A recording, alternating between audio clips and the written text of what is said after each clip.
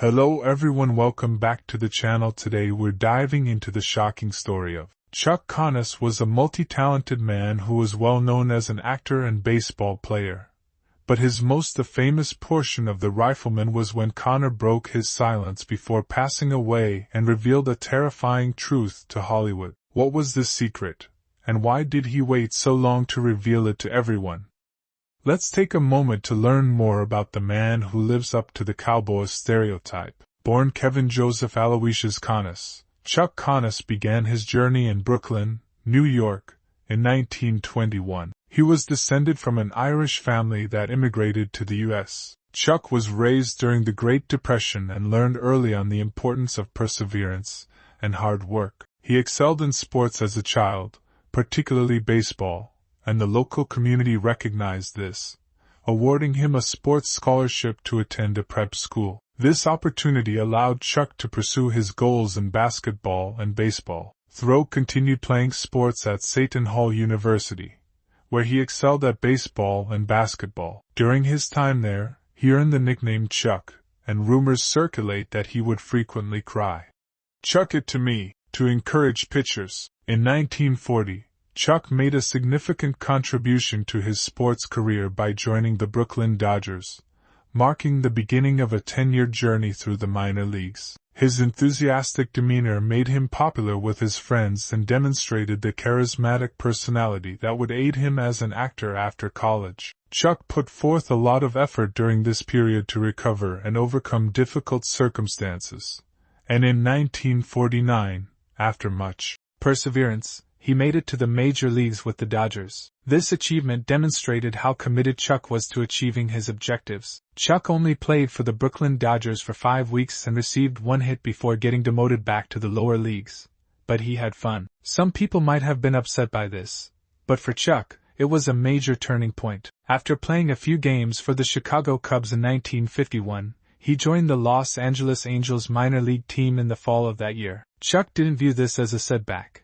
Rather, he saw it as a good opportunity to try his hand at acting. He knew that he might not become a baseball star, but this decision gave him the chance to try something new. Now that he was in Los Angeles, the epicenter of the film industry, Chuck had more possibilities. Film directors were drawn to Chuck because he was physically fit and attractive, so he started landing small roles in movies and television series. At first, these roles were frequently about athletes or leaders, but Chuck put a lot of effort into honing his acting skills, and soon he was landing more varied roles. Because of the amusing things he performed in the dugout, an agent once dubbed Chuck the Diamond's Laurence Olivier. Chuck's big break came in 1952 when he was cast in the film Pat and Mike, which starred Katharine Hepburn and Spencer Tracy. Chuck's Hollywood career began to take off after this chance. In the 1957 movie Old Yeller, he played a strict dad. This part showed that he could act in different ways. It also helped him get ready for The Rifleman, which began in 1958,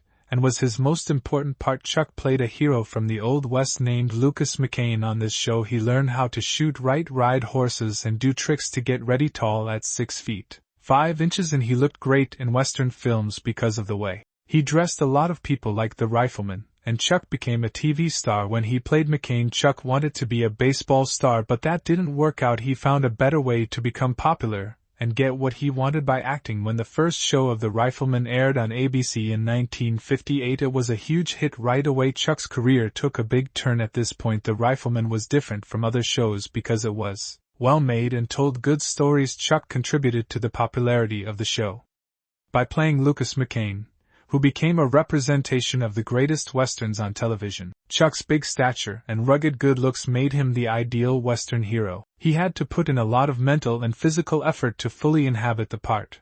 He let his hair grow out, and even purchased his first horse to learn how to ride like a cowboy in the Old West. In every episode of The Rifleman, Lucas McCain, he used his special Winchester gun to protect his son and dealt with various dangers. The show had more than just fights and excitement, though. At its core it was about how much the rancher who had lost his wife loved his son. The strong bond between Lucas and Mark was what really moved people every week, no matter what troubles came up. Even though Chuck Connors was a big part of the movie, it also did well because he worked well with his young co-star Johnny Crawford, who played Mark McCain. There was a lot of fame for Crawford as a kid actor, but he was humble and polite on set, which made everyone like him. There was more to the rifleman than just gunfights and danger. A lot of the time it was about important things like being honest, fair, and doing what's right. People saw Lucas McCain as a man who cared about fairness and did the right thing even when it was hard. Many people looked up to him because of this, especially boys who looked up to this strong but kind dad. The show also talked about how hard it is to be a single parent.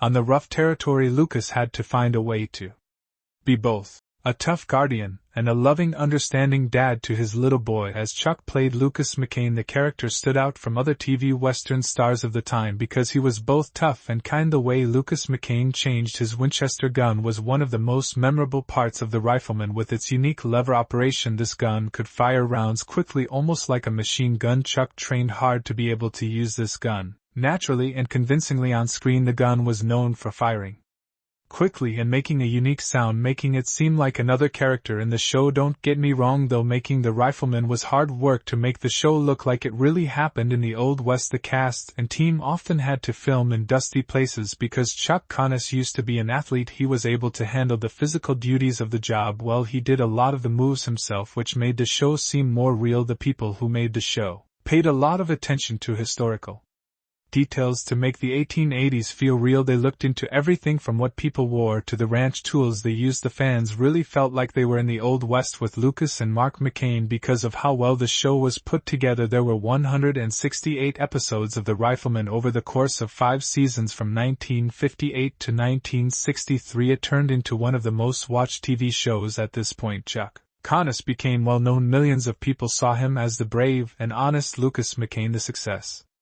of the show gave Chuck a lot of new chances. He started receiving job offers for roles in movies and television series, and many of his friends would always think of him as Lucas McCain. Despite being the gunslinger who defended his son and acted morally in the Wild West, it was obvious how much Chuck loved the role, and he spent a lot of time honing his skills with the unique Winchester gun that McCain used on the show. This effort demonstrated Chuck's skill and gave the show a more realistic feel. Sports fans adored these special spots, which demonstrated Chuck's many talents. Chuck loved sports so much that he invited some famous players to appear on his show on The Rifleman, including Don Dale Duke Snider and Sid Gilman. This was Chuck's way of fusing his career as an actor with his passion for sports. Thank you for taking the time to watch the video. If you find this content interesting, don't forget to subscribe to the channel and turn on the notification bell so you don't miss the latest updates. See you in the next video.